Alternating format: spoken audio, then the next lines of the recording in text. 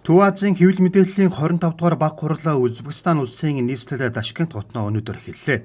Энэ удаагийн хуралд Төв Азийн 120 гаруй хэвлэл мэдээллийн төлөөлөгчид оролцож байна. Монгол улсаас хэвлэл мэдээллийн зөвлөл, иргэний нийгмийн байгууллагуудын төлөөлөл болон Монголын үндэсний олон нийтийн радио, телевиз, үндэсний мэдээллийн Монцомаг хамтлаг үндэсний өдөр тутмын 100-ны мэдээ сонин оролцож байгаамаа. Баг хурлын эхний өдөр хэвлэл мэдээллийн доктортой байдал нийгмийн эв нэгдэлд хэрхэн нөлөөж байгаа талаар улс орнууд өөрийн сайн дуршлагаа хуваалцахаас гадна ардчлал итгэлцэлд хэвлэл мэдээллийн хэрэгсэл хэрхэн нөлөөж байгаа болон мэдээлэлтэй доктортой нийгмийг дэмжихийн тулд хэвлэл мэдээллийн доктортой байдлыг хэрхэн дэмжих талаар хэлцэж байна. Орчин үеийн өндөр технологийн эрен үе. Энэ үед AI өндөр технологийн сэтгүүлзүүд ямар сорилтуудыг авч ирж байгаа болон сорилтуудыг эрхэн даван туулж байгаа дуршлаг үр дүнгээ хаваалцана. Мөн Төв Азид доктортой хэвлэл мэдээллийг идэвхжүүлэх бодлого, хуулийн тогтолцоо ямар байх талаар талууд байр сууриа илэрхийлж санал солилцох юм а.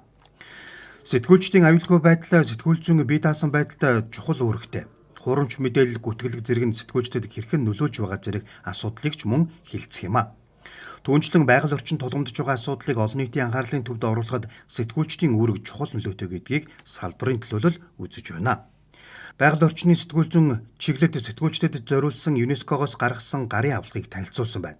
Үүний үр дүнд сэтгүүлчид хамтран уур амьсгалын өөрчлөлт, биологийн олон янз байдлыг хамгаалахад сэтгүүлчид хэрхэн үр дүнтэй ажиллах талаар нэгдсэн ойлголттой болох юм а.